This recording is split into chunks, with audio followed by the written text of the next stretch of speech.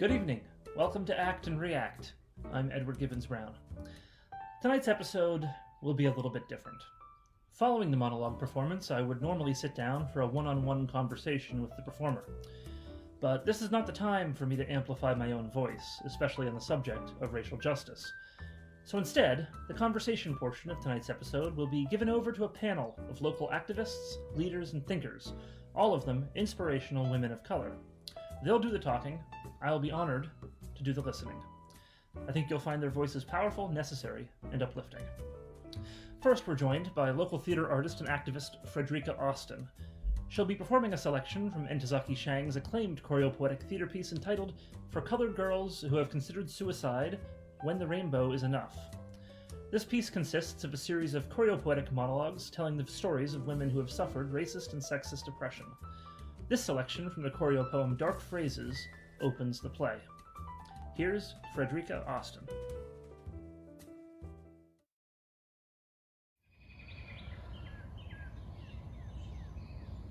Dark phrases of womanhood, of never having been a girl. Half notes scattered, without rhythm, no tune. Distraught laughter falling over a black girl's shoulders. It's funny. It's hysterical. The melodylessness of her dance. Don't tell nobody. Don't tell a soul she's dancing on beer cans and shingles. This must be the Spook House. Another song with no singers, lyrics, no voices, interrupted solos and unseen performances. Are we ghouls? Children of horror, the joke? Don't tell nobody. Don't tell a soul. Are we animals? Have we gone crazy? See, I can't hear anything but maddening screams and the soft strains of death. And you promised me. Somebody, anybody, sing a black girl song. Her caring, her struggles, her hard times. Bring her out to know herself, to know you. But sing her rhythms. She's been dead so long, closed in silence so long she doesn't even know the sound of her own voice. Her infinite beauty. She's half notes scattered, without rhythm, no tune. Sing her sighs. Sing the song of her possibilities. Sing her righteous gospel and let her be born. Let her be born and handled warmly.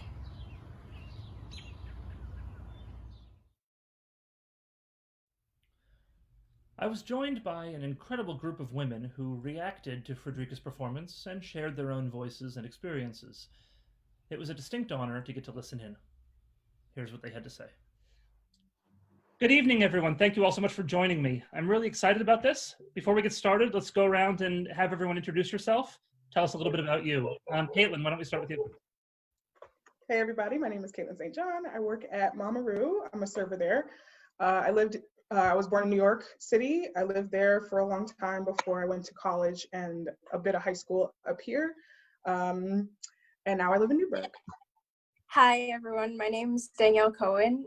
I grew up in New York City, moved up here a couple years ago, and I'm currently interning with Nobody Leaves Mid-Hudson, and I live by Poughkeepsie. My name is Fredrica Austin. I have been in the retail and hospitality industry for what feels like 1,000 years, but has only been 12. And I have been acting for about 16 years.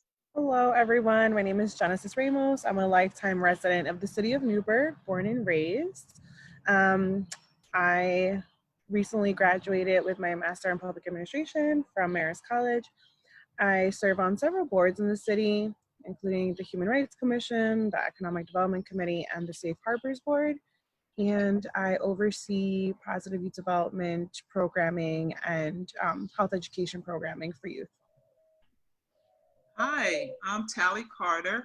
I'm born and raised Newburgh, class of 85. So this will be fun to talk with you young ladies today. I'm a practicing attorney. I currently live in Nyack, so I'm down in Rockland County, but I tell everyone I'm a Hudson Valley girl. I went to Bard. I have worked in every county in the Hudson Valley between New York City and Albany. And I'm really excited to talk with you ladies tonight. So this is exciting. Thank you. Let's talk about this monologue. Fredrica, I'd love to start with you. What led you to choose this piece? Were you familiar with it before, and what does it mean to you? I have actually been familiar with this piece since high school, when a wonderful theater powerhouse by the name of Lorna C. Hill, and activist as well from Ujima Theater in Buffalo, New York, introduced this piece to me. So we performed it at her theater space. I've done it also in high school because I went to Buffalo Performing Arts in Buffalo, New York, which is a performing arts school. So we've done it there. I've done it in college at Oswego and upstate. So I've done it in a couple different places. And this show really, to me, is a love letter to Black women. And I find that so beautiful in a time, especially when it seems we need that more than ever. It's obviously a very powerful piece. For me, it actually echoed. I read an interview with Jeremy O. Harris a couple days ago, who wrote Slave Play, and he was talking about the play Ain't Supposed to Die by Natural Causes. I think that's what it's called, that was nominated for a Tony over Jesus Christ Superstar in 1972, but how like you can't find it anywhere, and it's not really talked about anymore as much as Jesus Christ Superstar.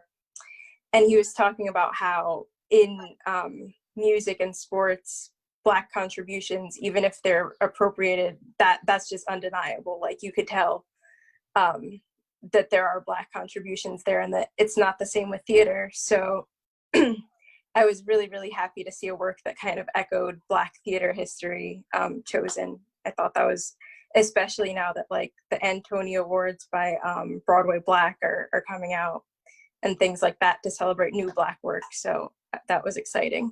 The monologue really spoke to how the voices of Black women and women of color are actively ignored and silenced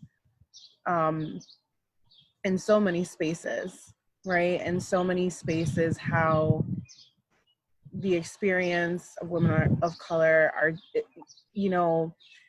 women of color are not encouraged to speak, and so that's what really stood out to me the most. It seems like not only this kind of like silencing, but there's like the potential behind it is so great. Like people, there's so much life and joy and happiness to be had if it weren't for feeling like you can't express all those things. Why are you talking so much? Why are you so loud? Why are you so present in anything? It's not your place. I'm hearing you ladies say this. Can you give me examples, like current, like your own personal examples where you had that kind of experience? I had been in operations pretty much for a decade before I started serving. So I worked in a lot of warehouses I was like warehouse management, like middle management, almost assistant management levels. So I had a lot of my peers were white men. And those conversations, there were so many conversations that I was just like, I'm just gonna focus on doing my job and I don't need to develop a rapport here, because I can't. there's the barrier for entry is too great. It's like we're talking, it's like, as long as I'm hitting whatever metrics I need to meet, I'm rendered irrelevant. You're supposed to be muted,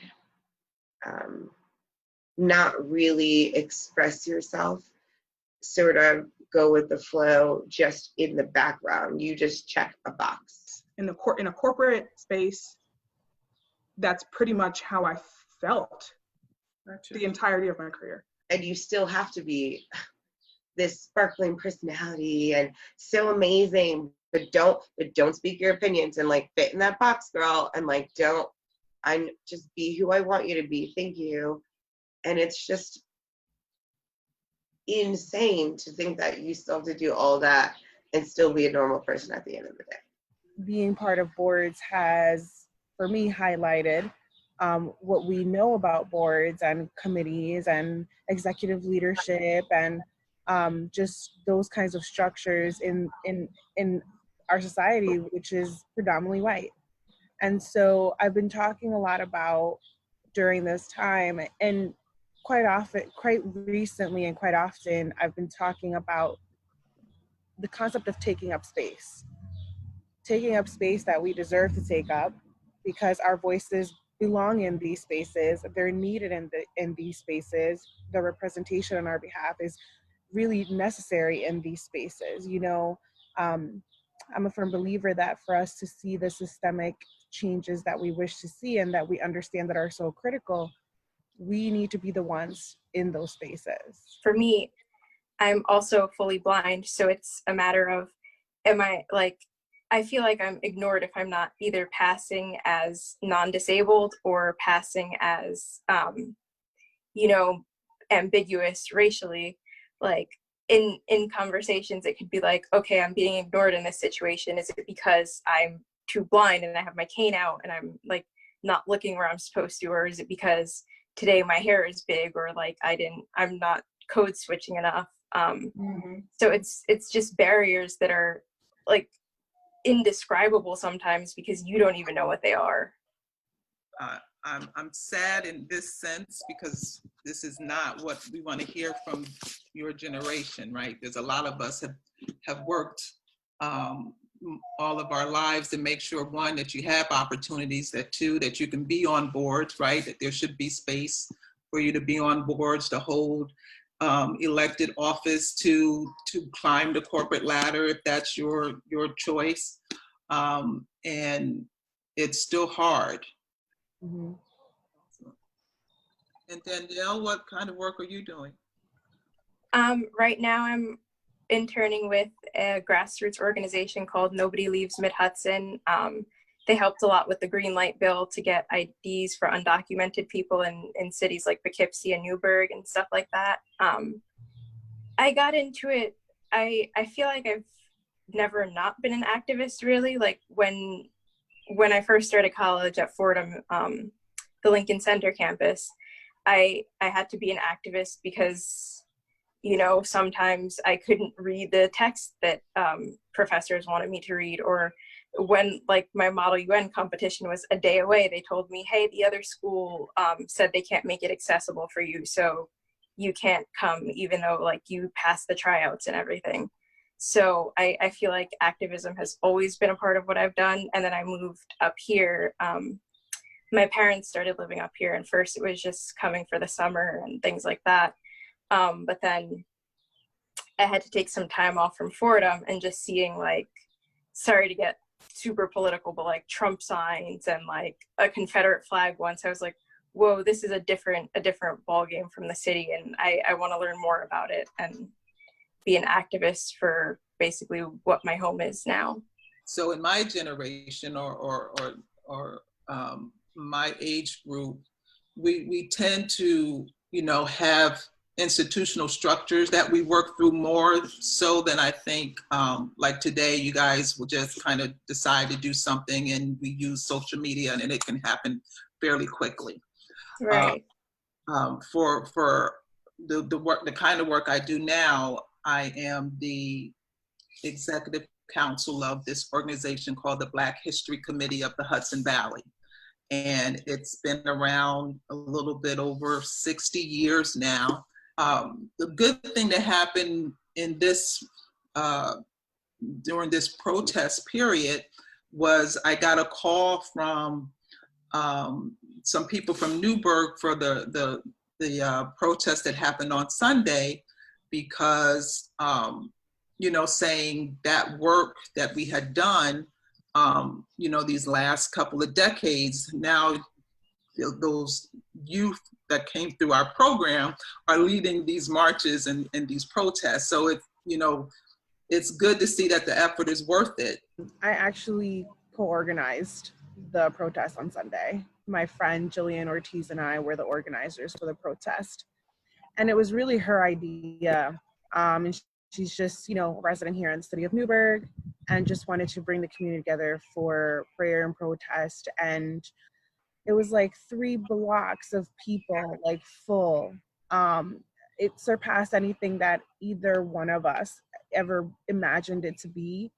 But that's the power of people, right? And there's power in numbers, and people are understanding, I think, more than ever, the power in unity and the power of our voices. These inequities are, it's like enough is enough, right? And so for me, it was beautiful to see the strength, the unity, the compassion and love in this community.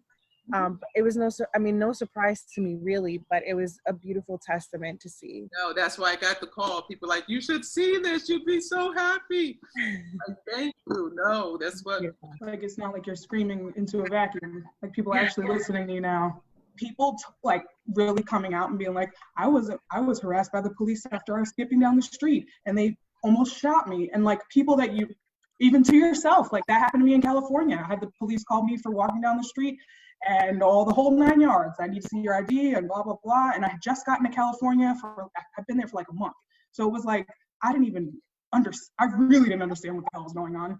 But just hearing those stories and more of those stories, like it's painful. That stuff that happens is very painful, and it's not nice to have it happen to you and then not acknowledge that it even happened at all. And I can't imagine if that happens over and over and over and over again. Jesus, having to eat that level of like frustration and rage, it's impossible. So it's really nice, if nothing else, to be able to talk about it and have people actually listen to you. Not only to talk about it, but for me, it's been, I mean, I'm struggling right now because it's coming up that, you know, white friends or just people who are close to me who don't get it, like aren't protesting and aren't contributing to the movement. And I mean, before, like in 2016, I was in high school and family members are cops. So I wasn't allowed to go to Ferguson to protest about that. I mean, and now I promised that if this was still going on, like once I was of age, that I would go and I would do something. And to see, like, I was cynical when all of this first started. I was like, is this going to cause change, or are people just going to be like, these people are looters, and then like we go back to normal? But to see the pushback against the media saying, you know, looters and holding different standards for white protesters about states reopening after COVID and Black protesters who want to live, it's making me see relationships differently. And I think that people seeing that they could lose relationships or could lose people in their lives is making people who might not have cared or might not have gotten it also step in. If you, as my friend, as my family member, just someone that knows me, we can't go anywhere. We can't have a conversation if you are not willing to say to yourself, I may not be racist, but I have profited off of a racial system my whole entire life. And I may not have been as active as I could have been. I'm having conversations like that with friends. I am in an interracial marriage. I have a lot of white family members in my life that I've never talked to about race before, that I am now coming to and talking to about race. And not because I don't think they love me, not because I don't think they feel any way about me, I just need them to hear my experiences, to actively listen, to know that this is still a real problem that is ongoing. It's really challenging right now for a lot of relationships. I feel like relationships, friendships, whatever, like,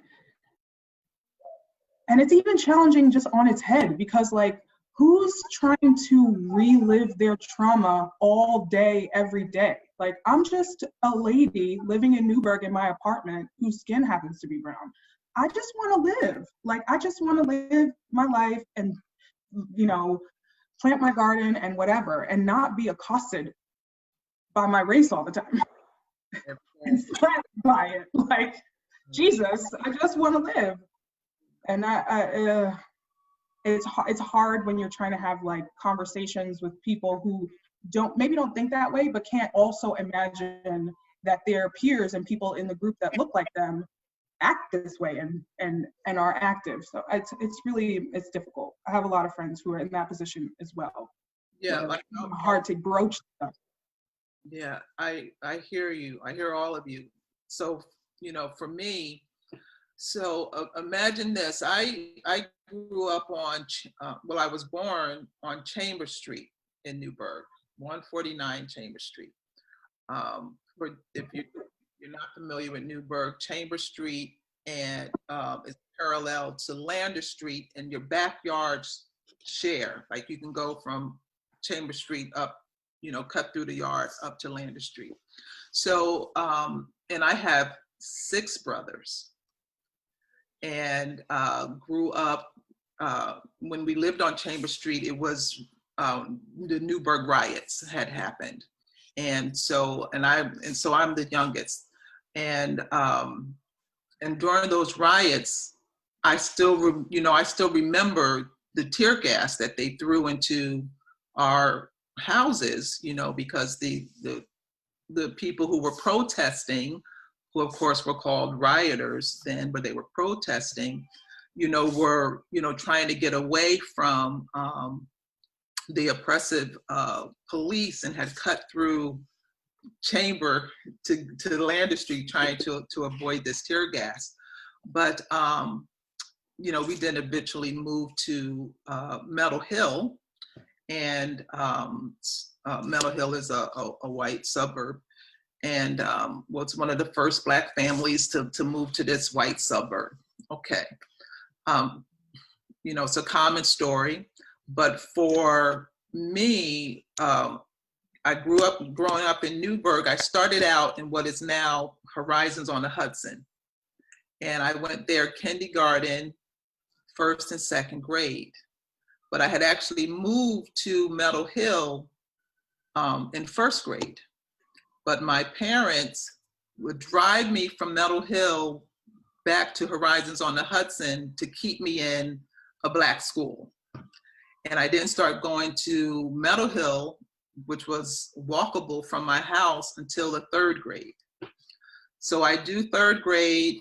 Now I'm in this, you know, white school. I'm one of 2 other Black people in this whole school from K to 8th grade. And then busing happened. And,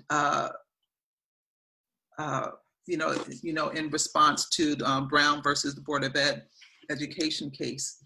And so now I'm in the 6th grade, and all of a sudden, over the summer, my white friends were carrying on about, you know, this terrible thing that was going to happen come the fall. Now I'm in the 6th grade. I don't know what this terrible thing is, only to get to school that fall, and all of the Black kids got bused to Meadow Hill and Temple Hill. And, but I had friends. They were my friends from kindergarten, 1st and 3rd grade. So they get to you know, my school, and I'm like, this is the terrible thing that was going to happen. These Black kids were going to come to school, but luckily I knew them. I had relationships with them. I was happy to see, you know, my friends. But that started, that was my first time understanding the real divide, right? And how, you know, now what do I do with these white friends who don't understand why, one, now I got an attitude with you because what did your parents tell you was so terrible about what, the fact that these kids were going to be bused from the inner city to our school. And so that has actually been a running conversation even now, right? Because unfortunately, for some of my white friends, I'm still their only Black friend. And so, that's like an issue with us. And I think you probably have picked up by now, I'm not silent about that. Like I will say to you, I'm your only Black friend, you need to do better. Or even to be on boards and say, I shouldn't be the only one on this board. It's 2020. This can't still be, what we're talking about. But that hasn't, I'm saying all of that to say what you're experiencing hasn't changed. So now what do we do in this moment to make sure that 10 years from now, we're still not saying this? We're still not having this conversation that you person of other, why don't you have this empathy to try to do better than this moment that we've had? Like, I shouldn't be your only Black friend. This concept of oppression shouldn't be, distant from your consciousness. What will happen now that's not the case 10 years from now? I think it has to, something that was said in the monologue about like unseen performances. And I think that like the way I took it was kind of like, what we're doing all the time when we're telling people, this is my trauma and this is why you should have empathy. That's a performance. Like, I'm performing for you and I'm telling you like, hey, as your friend, this is why you should have empathy for me and people like me. And I know that gets tiring as all hell. I'm tired of it, and it hasn't even like this. All the protests after George Floyd's death, like this just restarted. But I think for me, I'm not gonna let it stop. Like even when people aren't protesting anymore, I'm still gonna be like, hey, this is why you should have empathy. This is like, I'm gonna talk about my trauma. I'm not gonna say like this is too much and this is not the place or the time. Because then when the place or time comes, it's going to be more work. Yes. Yeah, so to echo off of Danielle, it's a lot of emotional labor to have to constantly explain to people these things over and over. And it is 2020. We live in a time where access to information is more readily available than ever. And it is not the job of people of color to have to educate folks time and time again. Like, honestly, I mean, I can tell you that there's been plenty of texts that I've ignored.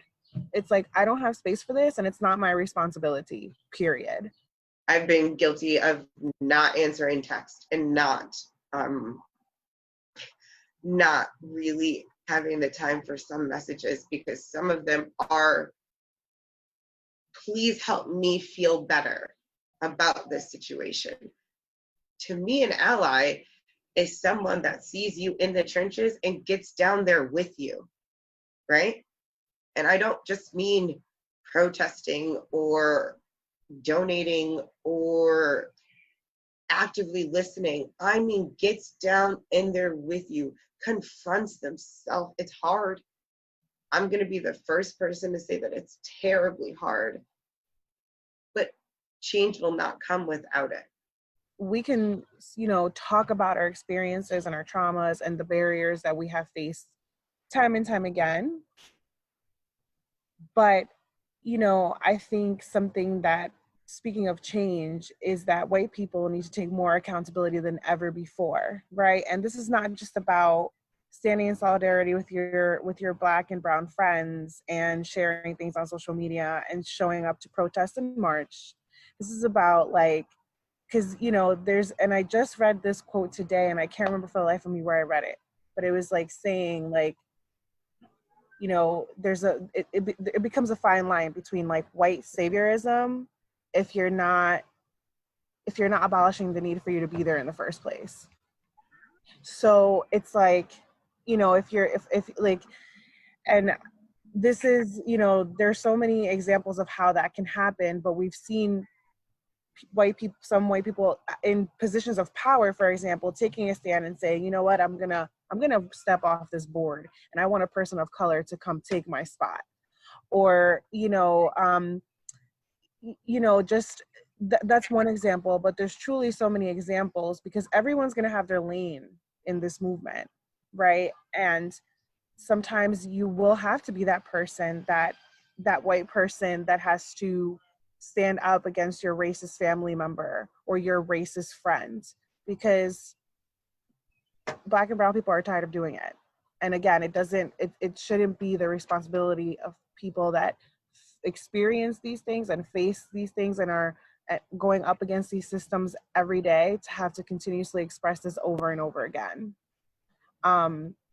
There's a lot of most organizations and companies giving very empty messages right now, like supporting Black Lives Matter movement, yet their institutions are literally structured on white supremacy and elitist structures. So, especially academic institutions, like those are the ones that make me laugh the most. Like, when have you ever, it's funny to me. And again, I'm an educated person, and I've been, I've seen it, I've experienced. And so it's just, to me, it's like more, this is about, what are you doing beyond words at this time? It seems like the universities are more interested in having more students. So if I can throw a BLM up and get more students, it's marketing. This university full of students, great. But what does your student body look like? What does your faculty look like? Who's the president of your school? Who's on your board of trustees or whatever? Like what does that look like? That's what, if you really want to release a statement, how do you actually look at changing systemically what's happening in your institution? I almost feel like this is a moment for white people in that category to recognize that they are in that category. Like, I think that a lot of people were walking around with their head held high, thinking they were doing just great things and making strides for equality, and now are realizing that they're part of the machine. Again, it's like, oh, we have the token Black woman, we have the token Latina here, and that's real. That's so very real. But I think that I would just expand it to say that it's not limited to educational institutions, it's across economies, right? Like, we should just look at how power and influence is seated in white supremacy, and we need to dismantle that. I think that's probably my biggest concern in this moment, is that we don't go broad enough and deep enough to really deal with the core issues. Police brutality definitely galvanized us for sure, but we need to make sure that we understand the tenets of racism deeply is embedded in, throughout society. And so, yes, we need to correct the bad actors in the way systemic policing is done, but, we still need access to opportunities. We still need to deal with the nuances of networking, which is, what we see in the workplace, to have relationships, promotions, and the ability to go further in a company or in your careers based on relationships. And if you can't form them because you're excluded from, the social, innocuous social gatherings that happen, then, you're going to be left behind. Yeah, right now, policing is being addressed, and that's awesome. That's like, if this had happened before, my father's family, he might still be here today, because they wouldn't have been so scared to call the police when, the fight was breaking out that cost him his life and things like that. Like, that's amazing. But it's also, people aren't seeing that it's intersectional. Like, the same institutions that are racist are also ableist, and they'll I'll be tokenized as like, yeah, we have someone who checks the boxes of both Black and disabled and blind. Like, it needs to be a wider conversation, and people need to call out like more instances of just discrimination that do all stem from like white supremacy and like white people kind of just being the norm. When I was in law school, I had box braids, and I was, point blank told, you need to straighten your hair when it's time for interviews. I have an African name, Tiambe, and I was told you should use your other name. I have an American name, Patrina, and they were like, well, use Pat. Use Pat on your resume, because they, informed us that employers were going to look for names that seem, not to be African American or African names. And that was what was counseled to me by the career counselors, trying to give me the best opportunity to get a job. And the conversation then was, get the job first, change later, work on change once you get in the door. That was the conversation back in the late 90s, I would say, to all of you. And it's not too different. Even professionalism and what we think of professionalism in this country is based on racist, sexist, and classist values when you really, really break it down. Like, what is professionalism, right? And what does that really look like? And so why is it that if a Black woman speaks up, all of a sudden she's the angry Black woman? God forbid your hair looks a certain way, oh, that's not professional. I came across a post on Facebook that was like, someone Googled like professional looks for men, and it showed predominantly white men with like, just like hairstyles, and then unprofessional showed like men with fros and braids and locks and, all that stuff. And then for women, like women with locks and afros and braids. So it's like thinking about what's considered professional and unprofessional in this country, right? Thinking about how things like affirmative action that were supposedly created to work in our favor, actually, to Danielle's point, have created a check the box type of thing, right? And then this is absolutely and 100% much deeper than just law enforcement in this country. I was just having a conversation earlier about defunding the police and the misconceptions that go behind defunding police. It's not about getting completely rid of police force. It's about understanding that police presence does not deter crime. It doesn't prevent crime. It never has and it never will. What prevents crime? Education. What prevents crime? Like economic development, people having access to jobs, people being able to have healthy lifestyles and access to healthcare, because racism is embedded in everything: education, healthcare, criminal justice. It doesn't matter what we talk about, we will find racism embedded in it, because all of these systems were created, established, and are still very much ran by white men. That is what pretty much this country was founded on, right? And so you're absolutely right, Tally. Like, it goes much deeper than just policing. Policing is one aspect that trickles down into so many other issues. We still see school districts throughout our country in present day that don't have enough teachers, where children don't have textbooks, don't have school buses, where the infrastructure is falling apart in the school buildings. Yeah. This isn't a third world country that we're talking about. This is the United States of America, and this is how some children have to go and face their educational experience. So when we talk about defunding police, it's about placing more financial resources where they should be, because people don't even know, most people aren't aware of the fact that critical things like education and healthcare get defunded every single year, time and time again. Budgets get cut all the time. Programming, preventative programming gets cut all the time. So many of us are at this literal crossroads of wanting to be informed, wanting to be up to date with what is happening, but at the same time being very overwhelmed and often triggered by what we see. I'll tell you personally, I never watched the George Floyd video, and I never will. I can't. I won't. I can't. I literally can't.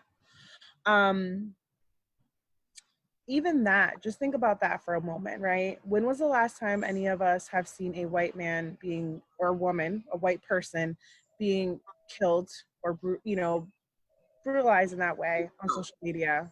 Never. At least I haven't. Exactly. Right? Not in a movie. Like, this is really happening. Right. So that in and of itself is so oppressive in nature that we can sit here and share millions of times a man literally being killed, a modern day lynching, right? Like, it's okay to share that on your wall like nothing, because it's very easy to get lost in article after article and post after post after post and picture after picture after picture.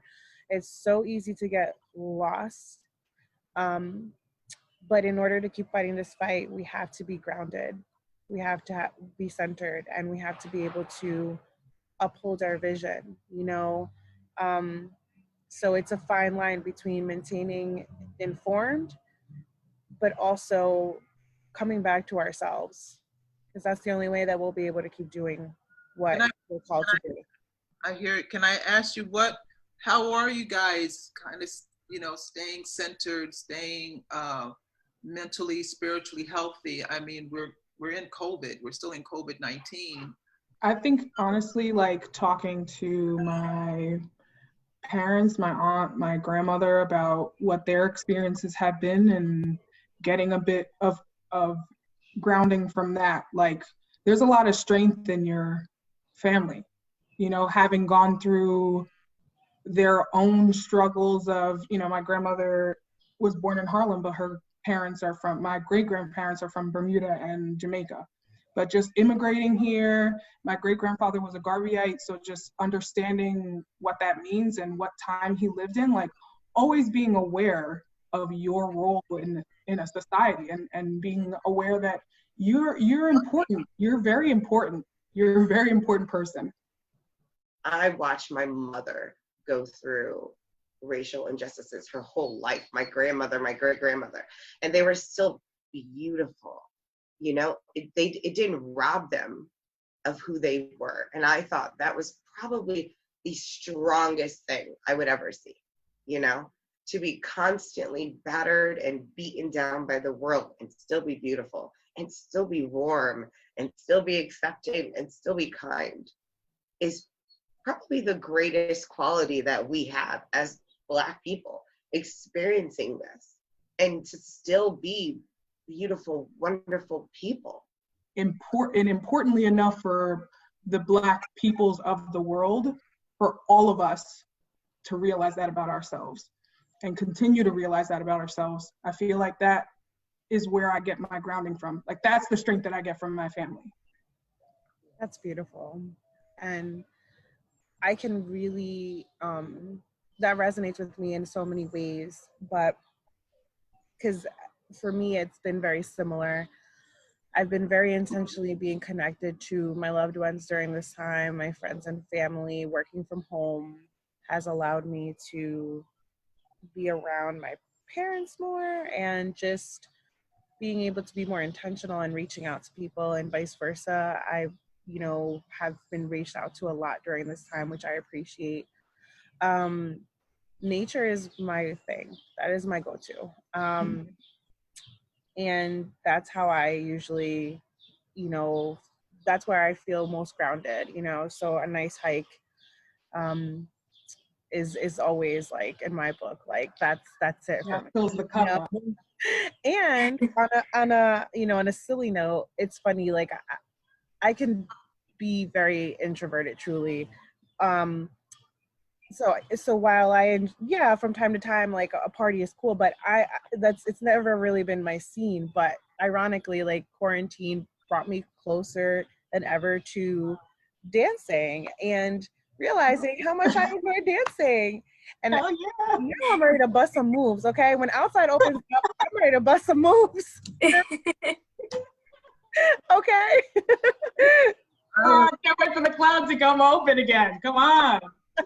Let's go. Jam together. The jam is on. Go ahead. I know. I am ready. Hey. I was like, I'm gonna play double dutch in forever. Oh my God, in forever. So if anybody's trying to start this double dutch team out of nowhere, I used to kill it when I was little. I might trip a few times, but if you got me, I'm there. I got Same, you. I'm I out of will go to practice, but the hey. hardware store today and buy the cable. I'm ready. I haven't done it in years. The street. I know. Like literally the last time I did it was my little sister. Dutch team. Shoot. Daniel, what are you up to? How are you maintaining in all of this? For me, it's been a lot of hiking, like Genesis said. And also like this year, I said that one of my goals was to like get back into my poetry and like try to get published and things like that. And I've just had a lot of time to write and think, so that's been good. And I guess also helping people who are like not dealing with the stuff that I'm dealing with, like who aren't like not race related or anything. I volunteered with an organization called One Fair Wage because they were doing a emergency fund for tipped workers who lost their jobs because of COVID, and they needed people to like call and do phone interviews and stuff.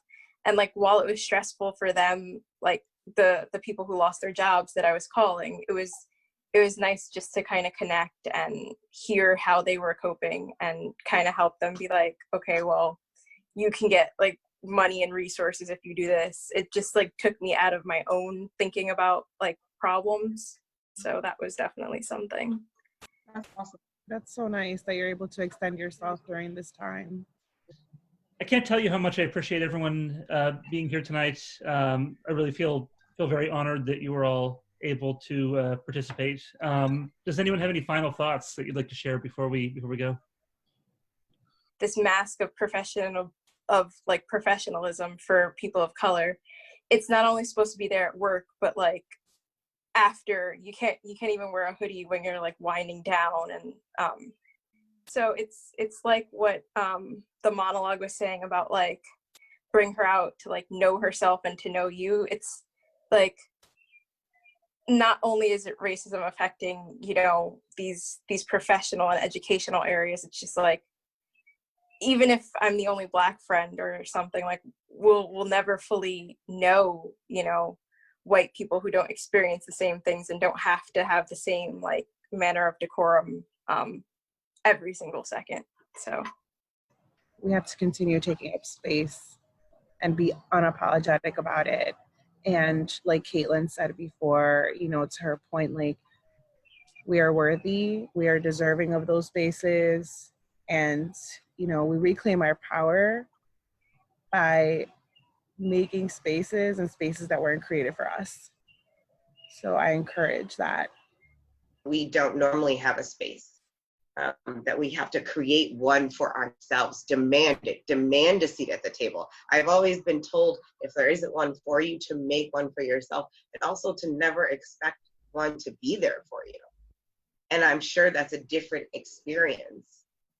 We've been through so much, and this, once again, I can only talk for myself, what I've experienced, history.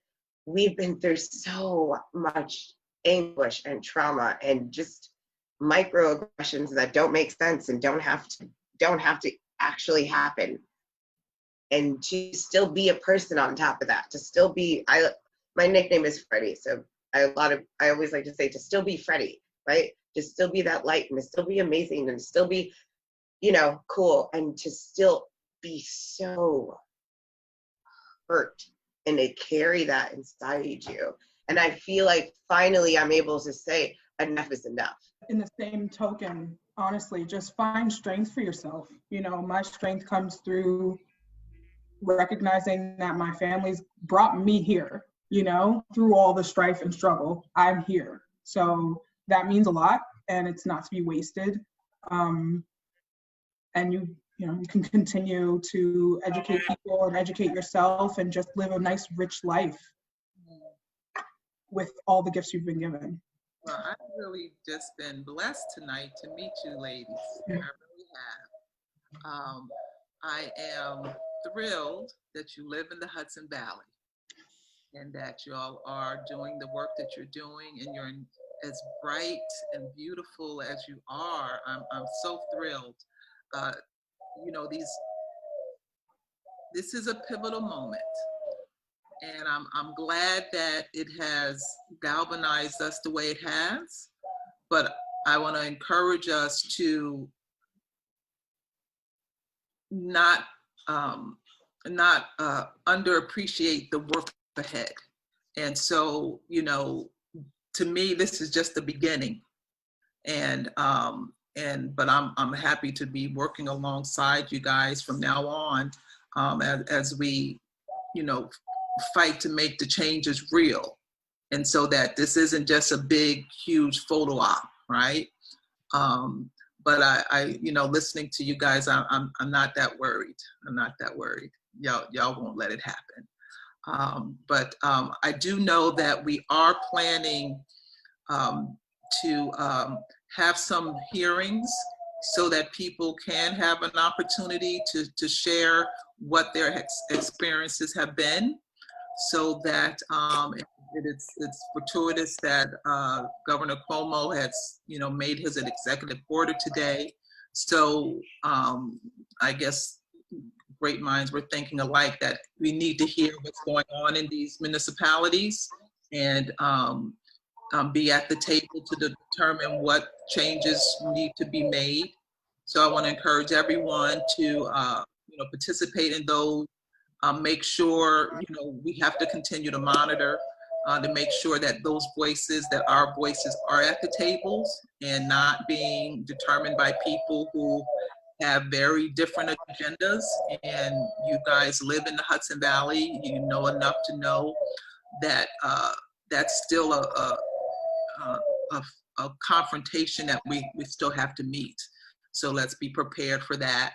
And just be safe this summer, because COVID, until COVID is addressed, because that is still prevalent with us. And my parents are alive. I'm blessed to have parents in their mid-80s that, you know, I want to be able to see and have them see their great grands and their grandchildren.